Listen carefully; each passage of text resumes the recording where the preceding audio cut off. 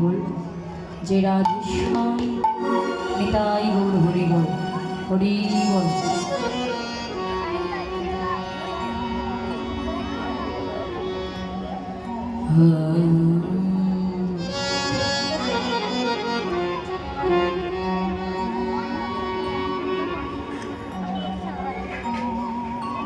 অখণ্ড মণ্ডলাকার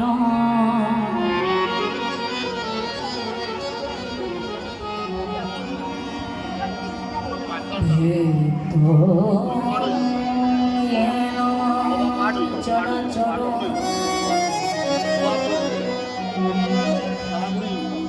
তৎপদং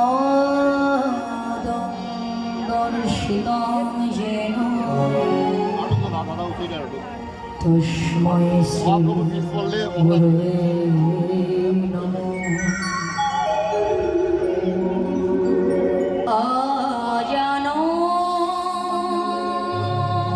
আজানুলম্বিত ভুজ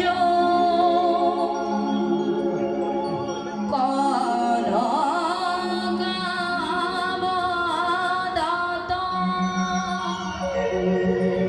সংকীর্তন গোপীতর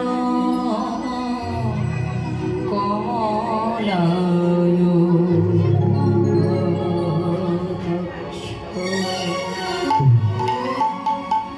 হে কৃষ্ণ করুণা সিন্ধু দীনবন্ধু জগৎপতে গোপেশ গোপিকাকান্ত রাধাকান্ত নমস্তুতে।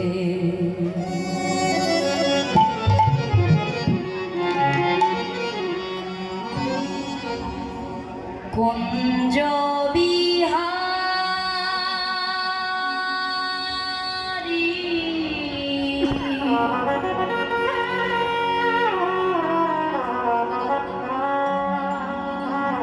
হে গিরিধারী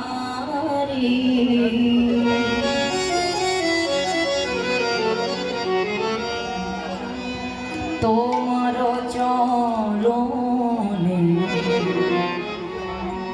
শরণ নিলাম তোমার চরণে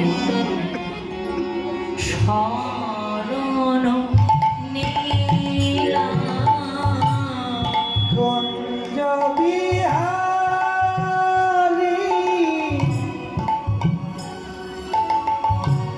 হে গিরিধারী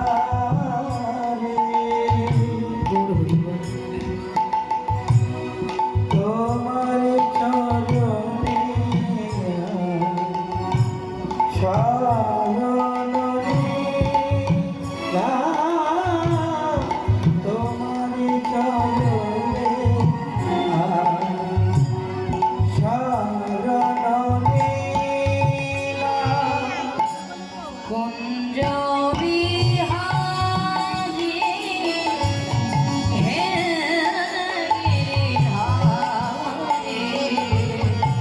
তোমার চরণে শরণ নিলাম তোমার চরণে শরণ নিলাম।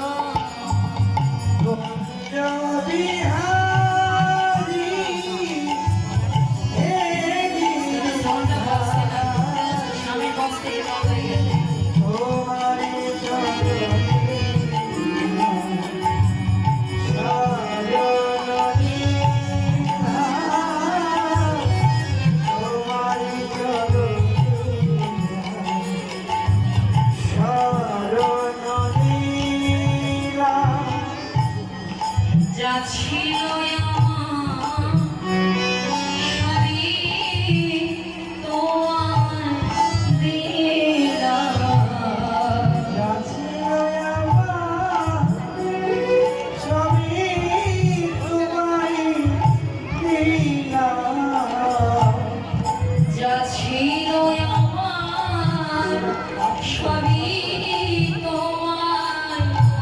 দিলাম যাচ্ছিল আমার দাদা ওই শ্যামা বাউন্ডে গেছে তোমায় বাড়ি যাবে তাহলে যাচ্ছে দিলাম কুঞ্জ বিহারে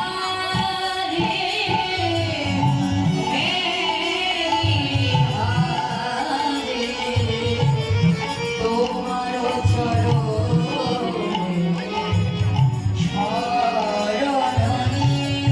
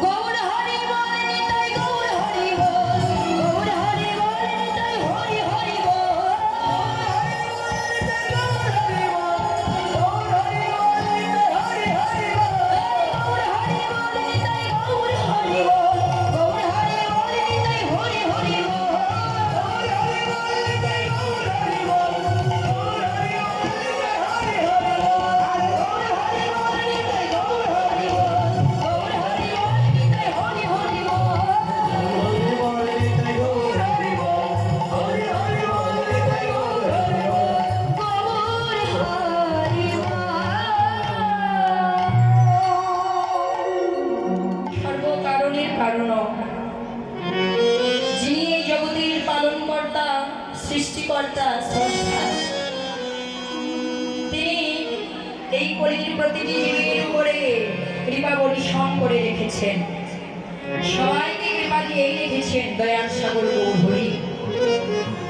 শুধুমাত্র ভক্ত কৃপা যদি আমরা লাভ করতে পারি, আপনাদের মতো ভক্তের কৃপা যদি আমাদের হয়, তাহলে আমার ভগবানের কৃপা অবশ্যই তার থেকে হয়ে যাবে। বাবা রাধে। এতক্ষণ আপনারা প্রভুর যে লীলাটি শ্রবণ করলেন, স্মরণে ব্রতী ছিলেন।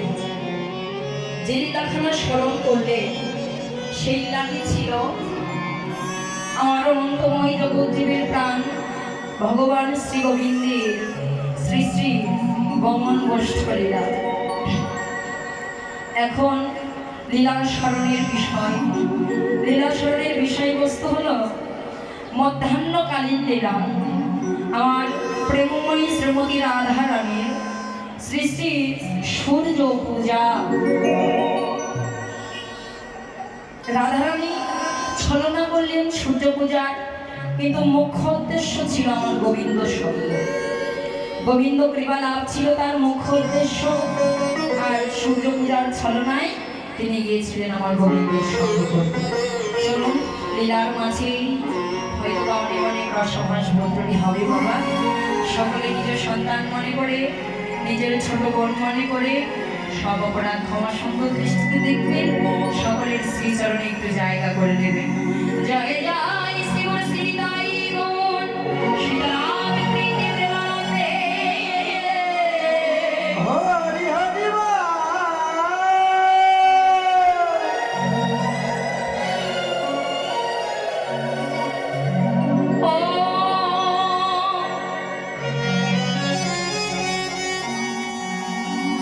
বিবাহে মশায়ে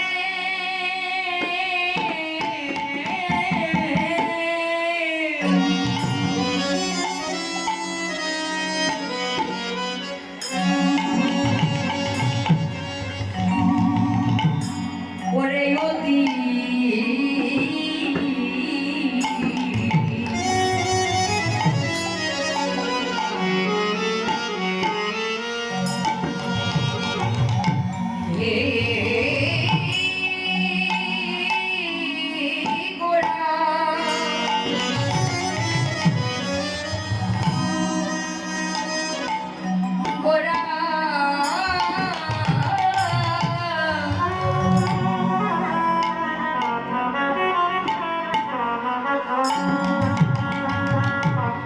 যেন সুমধুর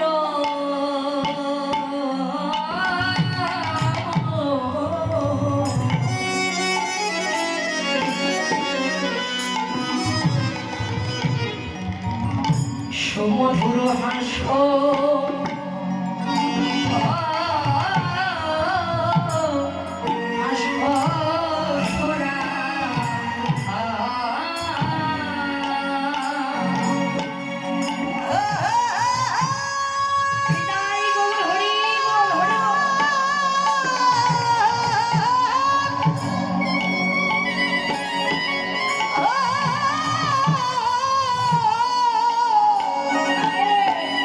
Oh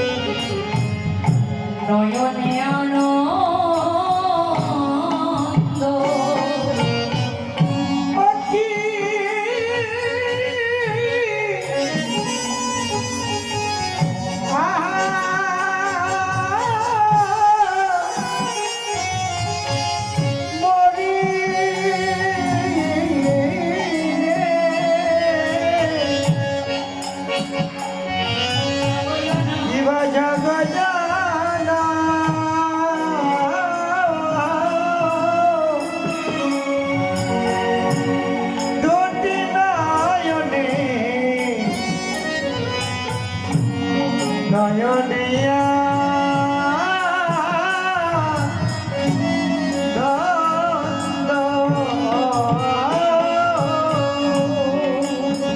ওই যেন আমার গৌরীর নয়নে আনন্দ,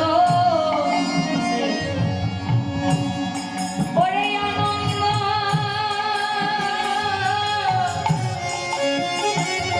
হয় রে, হয় রে।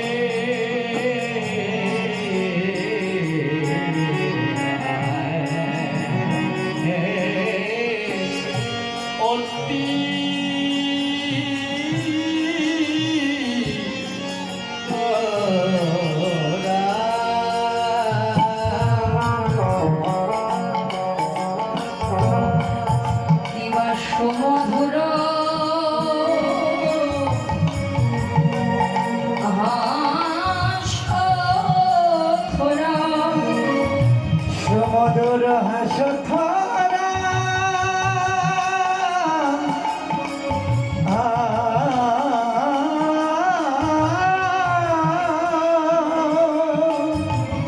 কিবা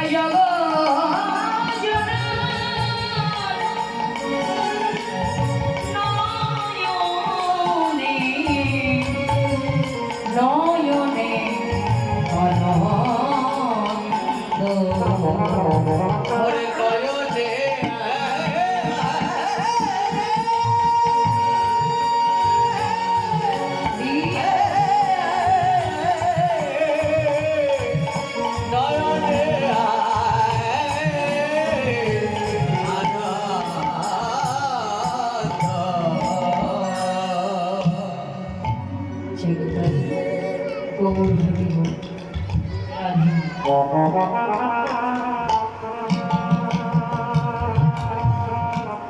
হরিবা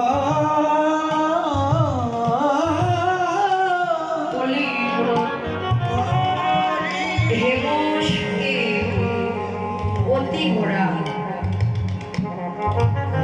আমাদের বৈষ্ণব ভজন দ্রষ্টা রাধা মোহন দাস লীলার এক প্রান্তে দাঁড়িয়ে বলছেন, হেমশায়ী অতি ঘোড়া, সোনার বরণ ঘোড়া চাঁদ নদিয়ার ভাগ্য আকাশে উদয় হয়েছে। গৌর রূপকে গৌর মূরতিকে দর্শন করে বৈষ্ণব ভজন দ্রষ্টা রাধা মোহন দাস গৌর রূপের তুলনা করলেন। কার সাথে তুলনা করলেন গো বাবা? হেমের সাথে। তাহলে হেম শব্দের অর্থটা কি? হেম অর্থ হলো সোনা, স্বর্ণ। আমার গৌর সোনা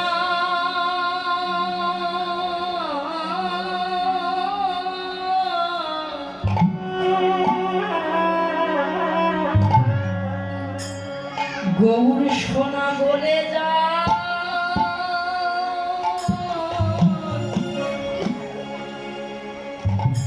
গলে যা আমার গৌর সোনা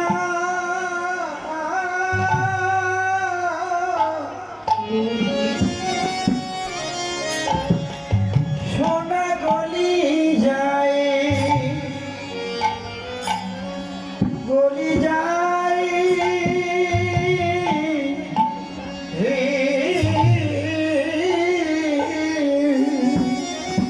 সোনা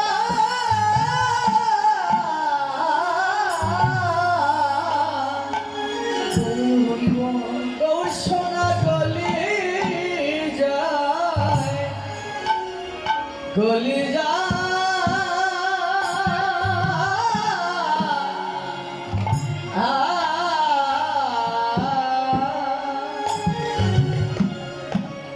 এই জগতে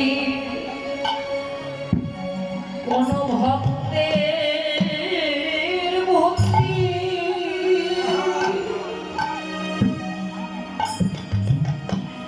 ভক্তি আর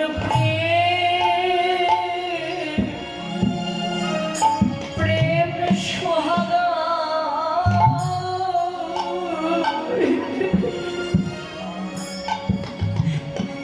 আমার গৌর সোনা বলে যাও বলে যা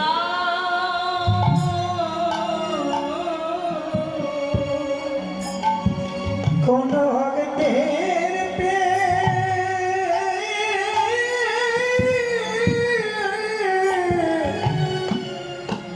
সোহাগ পেলে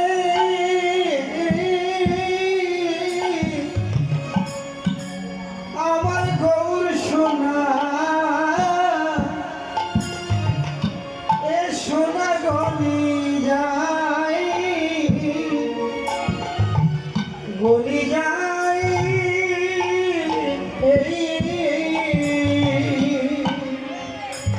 এই জগৎ মাঝে কোন ভক্তির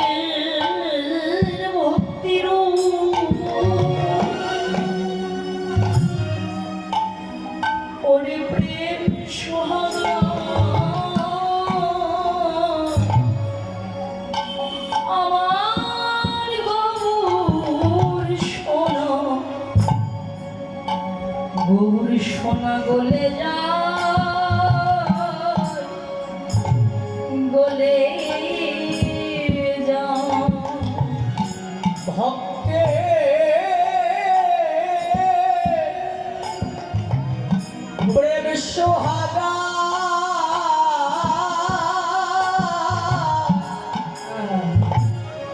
গৌর সোনা গলি যায়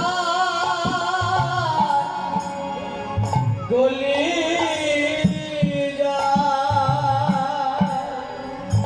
সে তো কোনো উঁচু নিচু উঁচু নিচু মানে না রে। সে যে কোনো কোনো উঁচু নিচু মানে কিছু মানে না রে। আমার ভক্ত ভগবানে ওই মহামিলনে সুত কোনো গরিব ধনী মানে না রে। ওরে ভগত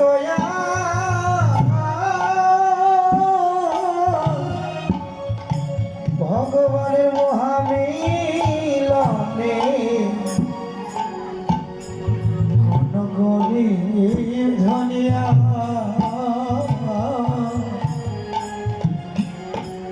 কিছু মানে না রে। ওরে ভক্ত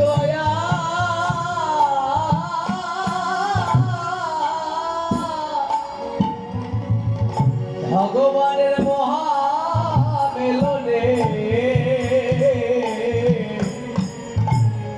কোন গরিব ধনী মানে না রে। ওরে ভগত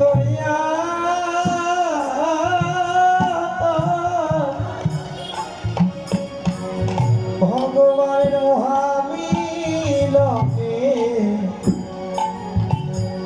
কোন গরিব ধনিয়া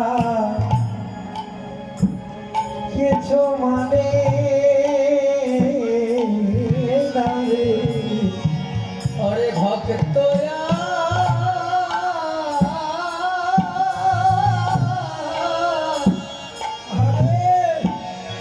ভগবানের মহামিলনে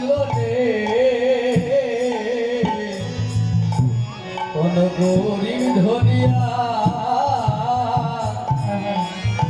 মানে না রে। এই জগতে যারা আমার প্রভুকে ভালোবেসে ভালোবেসে আমার অমিত্র মান অভিমান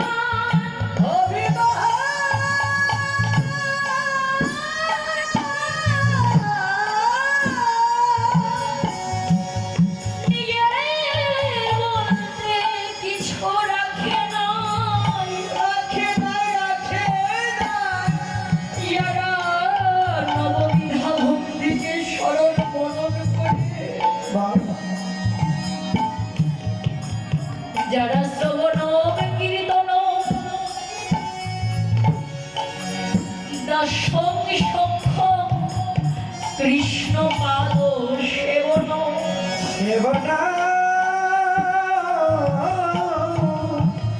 যারা কৃষ্ণ শরণ আত্মনিবেদন প্রভুর চরণে সকল কিছু নিবেদন করে দিয়ে যারা আমার বলতে কিছু না রেখে চিরজনমের মতোই আমার প্রভুর হয়ে গেছে, সেই সকল আত্মনিবেদনে ভক্তির ভক্তি সোহাগা যদি আমার গৌর শোনাতে পারে, সেই সকল কৃষ্ণ ভক্ত ভক্তি সোহাগায় আমার গৌর শোনাতে দিলে সেই ভক্তির সোহাগায় আমার গৌর শোনা গোলে গোলে গোলে যায়।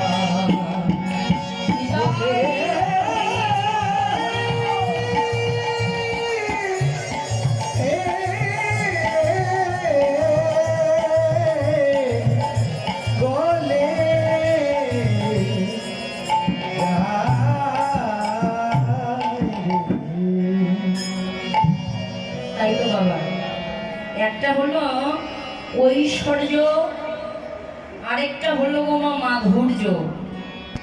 যে ঐশ্বর্যকে বেছে নিয়েছেন, যারা যারা ঐশ্বর্যকে আঁকড়ে ধরেছে, যারা যারা ঐশ্বর্যকে ভালোবাসেন, তাদের কাছে জগতের সোনার অনেক মূল্য, তাদের কাছে এই জড়জাগতিক জগতের সোনার অনেক দাম।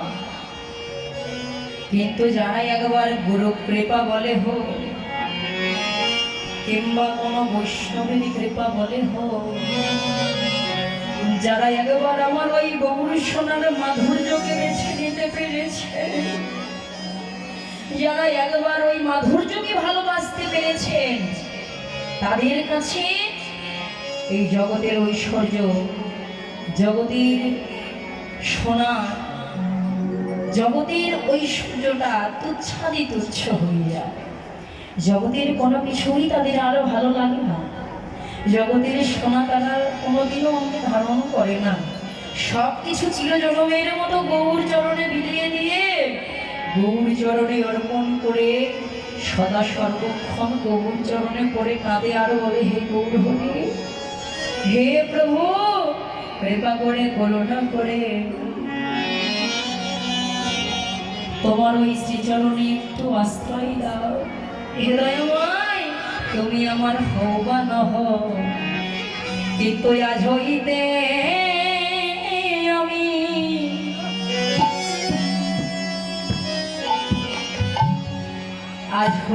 আমি প্রভু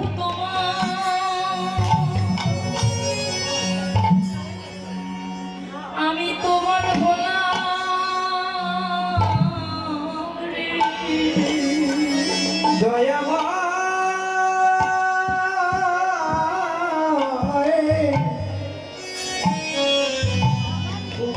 আমি আজ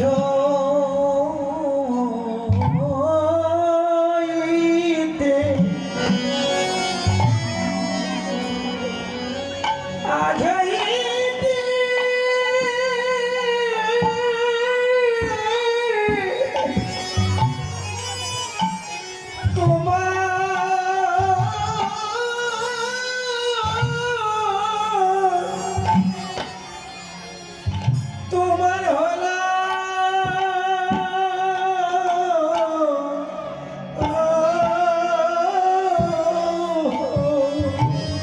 প্রভু হে,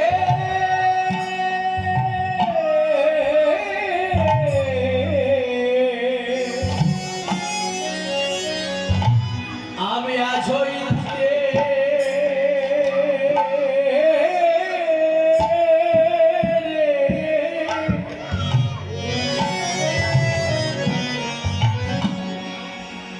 আমি তোমার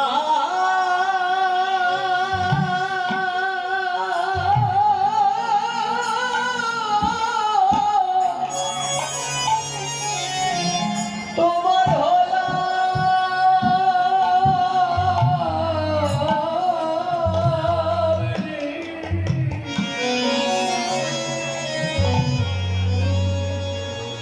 প্রভু গো তুমি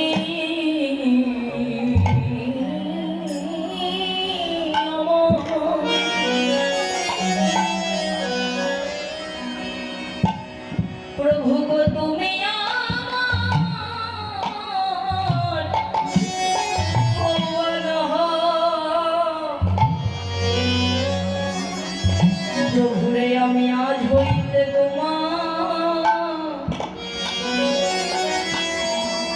তোমার হয়ে গেলাম। প্রভুরে তুমি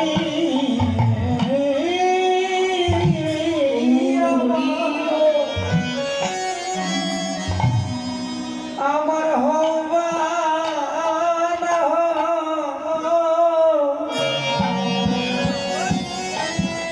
আমি আজ হইতে তোমার হয়ে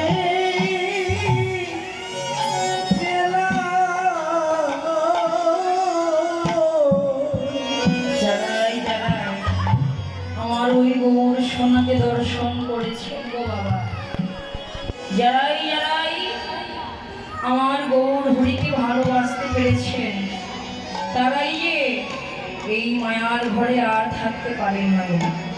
সব কিছু ছেড়ে সব কিছু চিরজন্মের মতো গৌর চরণে বিসর্জন দিয়ে সদা সর্বক্ষণ তারা গৌর চরণে করে কাঁদে। কেঁদে কেঁদে সদাই গৌর চরণে আক্ষেপ জানাই, নিবেদনে জানাই, প্রভু আজ হইতে তোমার হলাম, তুমি আমার হওয়ানা। সব জলাজলি দিয়ে দেয়, কারণ এই জড়জগতিক জগতের সোনা অঙ্গে পড়লে জীবের অহংকার বাড়ে, আমিত্ব বাড়ে, মান অভিমান বাড়ে। কিন্তু আমার গৌর সোনা যে নিরহংকারী, গৌর সোনার কোনো অহংকার নাই, কোনো অভিমান নাই। গৌর সোনাকে অঙ্গে ধারণ করলে জীব পথের কাঙ্গাল হয়ে যায়। একে অপরের পাশে বসে সকলেই প্রাণ ধরে সবাই মিলে আজ যেমন আমরা এসেছি এই স্থানে, সবাই এই মধুর স্থানে এসেছি কেন, আসতে পেরেছি কেন? কারণ আমরা সকলেই যে গৌর সোনাকে অঙ্গে ধরেছি, সবাই গৌর প্রেমে পাগল হয়েছি, তাই তো আমরা এই মধুর স্থানে আসতে পেরেছি। আসার সৌভাগ্য আমাদের সকলের হয়েছে। সেই মহাজন বললেন, হেমশায়ী রতিগোড়া সুমধুর হাস্যছোড়া জগজনার নয়নে আনন্দ, জগজনার নয়নে আনন্দ। গৌর সোনাকে দর্শন করে সকল জীবের আনন্দ হয়েছে, সবার আনন্দ।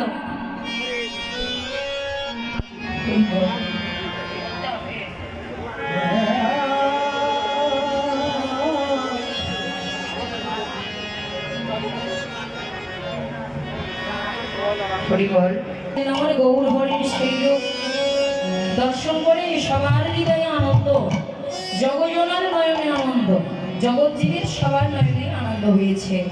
কিন্তু বললেন কেন আনন্দ হলো? আমার প্রভুর সেই রূপে নয়ন দিয়েই আনন্দ হলো। কিন্তু কি আছে আমার গৌর রূপে, কি এমন আছে যে সবাই দর্শন করেই সবার আনন্দ হয়ে যায়? মহাজন বললেন কি আছে জানো? শোনো, সে যে প্রীতি মূরতি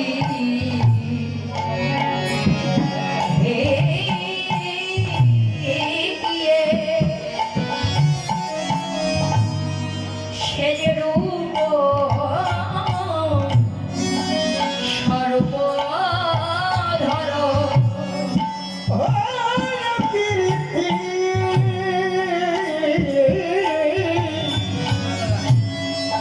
মূরতি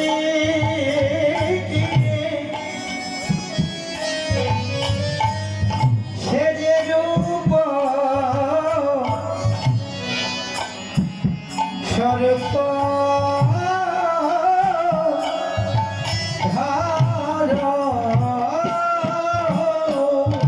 কিবা ওই ছন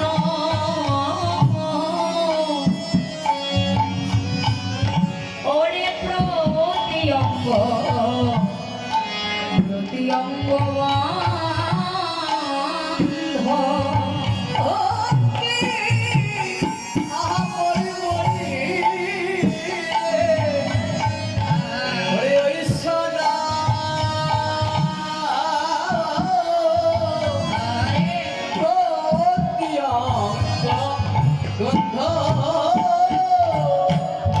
সে যে প্রীতির মূরতি, মূরতি যে প্রীতির মূরতি, আমার রাই কানো একাকৃতি প্রীতির মূরতি, আমার এই কেন রেখা গীতি মূরতি সে যে বিলাস মূরতি, সে যে বিলাস মূরতি, আমার নদিয়াতে উদয় হলো বিলাস মূরতি, ওরে নদিয়াতে উদয় হলো অলিজীবের ভাবাকাশে। ও হে ও হে ও হে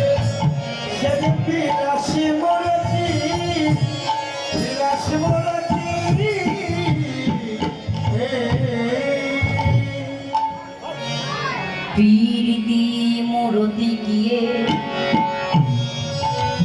রূপ সর্বধর সর্বধারা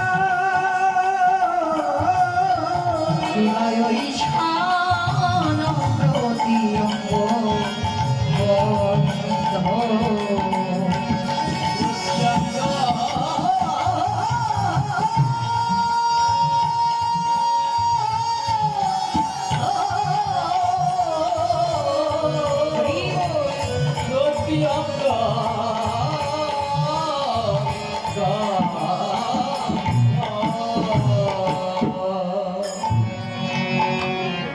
প্রীতি মূরতি কে রূপ স্বরূপ ধর ওই ছন প্রতি অঙ্গবন্ধ। বললেন গৌরের মূরতিটা কিসের মূরতি? সে প্রীতির মূরতি। তাহলে প্রীতি হয় তিনটি শব্দ নিয়ে গো বাবা। বললেন নয়নে নয়নে বান বরিশনে তাহাতে জন্মিল হৃদয়ে হৃদয়ে ভাব আলিঙ্গনে তাহাতে জন্মিল আবার বদনে বদনে কৃষ্ণ কথায় আলাপনে তাহাতে জন্মিল জন্মিল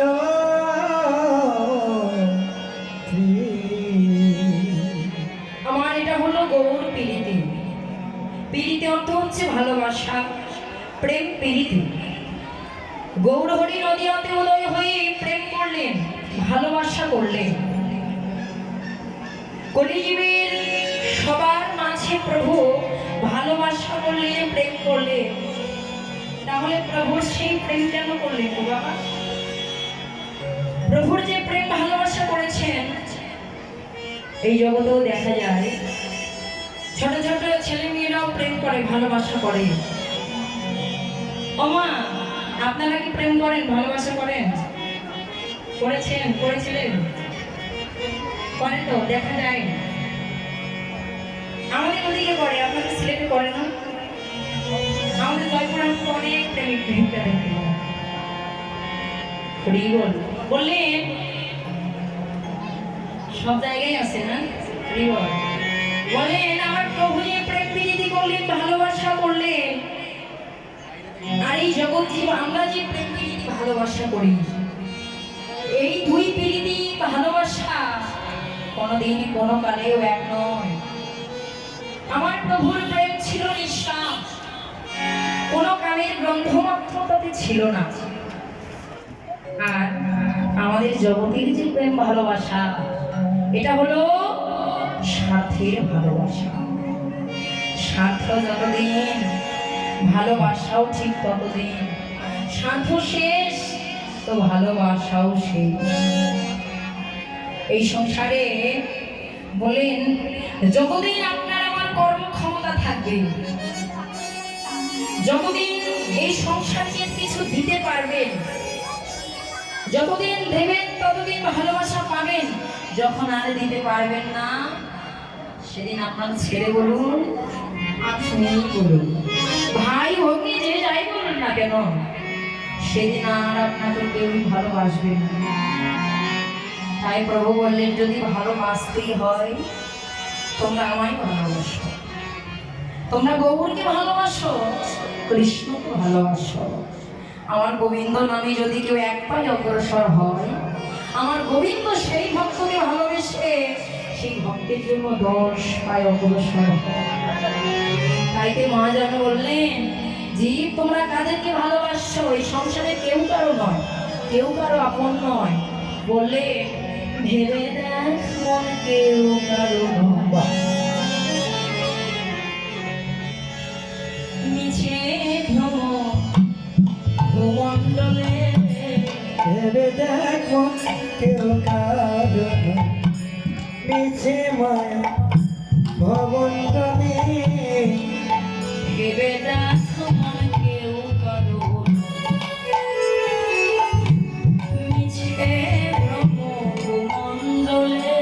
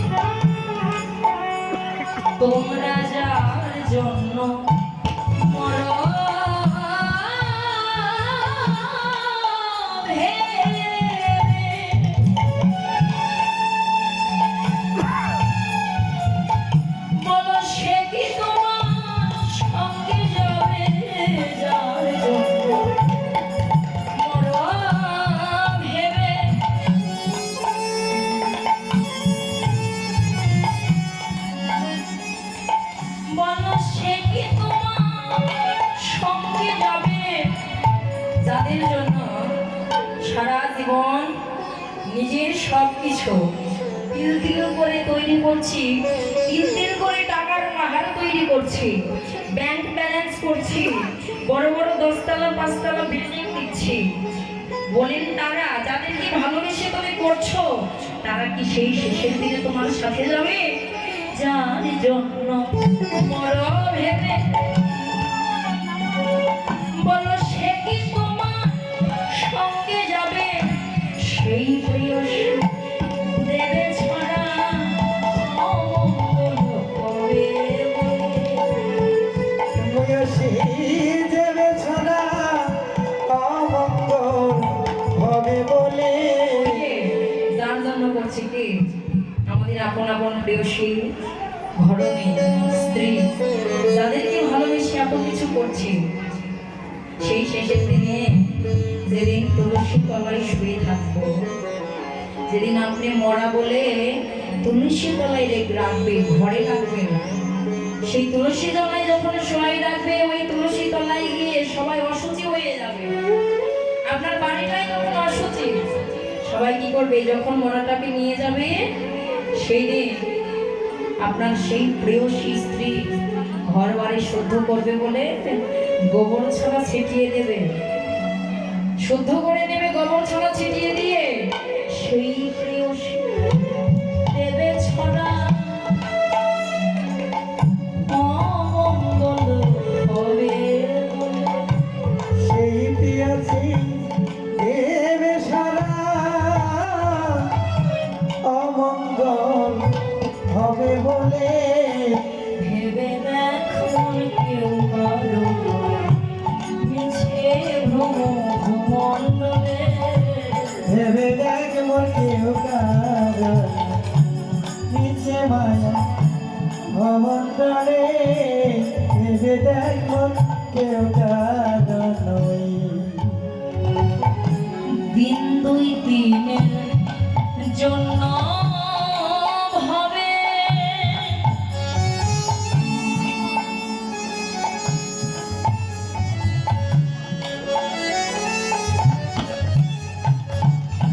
দিন দুই দিনের জন্য হবে কর্তা বলে সবাই মানে। দিন দুই দিনের জন্যে ভাবে কর্তা বলে সবাই মানে। এই দুই একদিনের জন্যই ধরা এসেছি।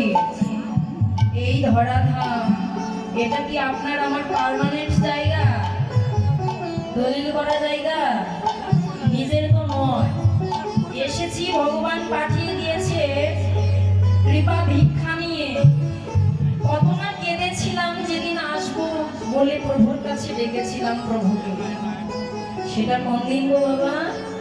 ওই মাতৃগর্ভে যখন ছিলাম 7ম মাসের কালে প্রভুকে আমরা সবাই কথা দিয়ে এসেছিলাম, হে প্রভু এবার তুমি আমাকে ওই ধরায় পাঠিয়ে দাও। এবার ধরায় গিয়ে আমি শুধু তোমারই ভজন করব, তোমারই সাধন করব, তোমার স্তব করব, তোমার স্তুতি করব, তোমারই সংসার করব। কিন্তু ভূমিষ্ঠ হওয়া মাত্র সংসারের মায়ার বশাবদ্ধ হয়ে প্রভুকে দেওয়া কথাটাই ভুলে গেলাম। তাকে কখন কোথায় কথা দিলাম সেই প্রতিশ্রুতির কথা ভুলে গিয়ে এই সংসারে মায়ার দাসত্ব করে যাচ্ছি। দুই একদিনের জন্য এসে সেই প্রভুকে ভুলে গেলাম। তাই তো বলছেন দিন দুই দিনের জন্য হবে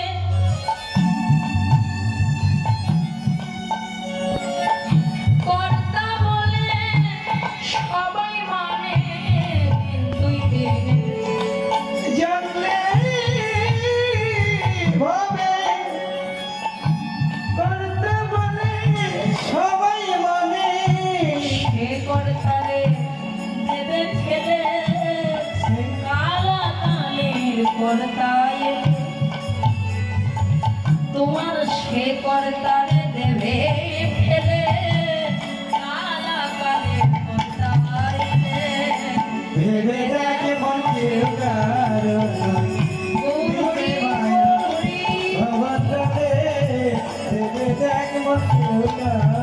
নয়। সময় থাকতে এই ভজনের পথে এসে দাঁড়াও।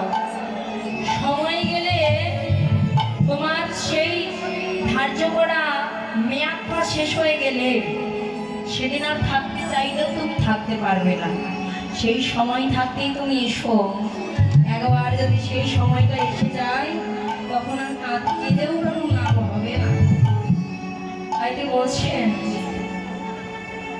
তোমার আমাদের শ্রীরাম প্রসাদ যিনি শ্যামা সংকের রচয়িতা, যিনি এই গানটা রচনা করেছেন, এত ভাব দিয়ে ভক্তি দিয়ে যে গানটা সৃষ্টি করেছেন, তিনি বলেন আমার রামপ্রসাদ। কি বলছেন? শ্রীরাম প্রসাদ বলে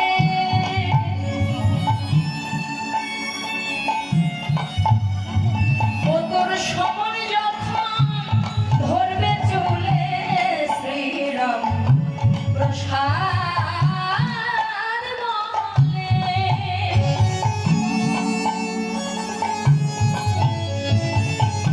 সমন যখন ধরবে চলে তুই ডাকবি কালী কালী বলে, কি করিতে পারবে কালে। আমরা যারা কালী ভক্ত তারা কালী মাকে ডাকে, যারা কৃষ্ণ ভক্ত তারা কৃষ্ণকে ডাকবে, যারা গৌর ভক্ত তারা গৌরকে ডাকবে, যার যে ভজনা করে, যে ভাব নিয়ে ভজনা করে তারা তাকেই ডাকবে। শ্রীরামপ্রসাদ কালী ভক্ত বলছে তুই ডাকবি কালী কালী বলে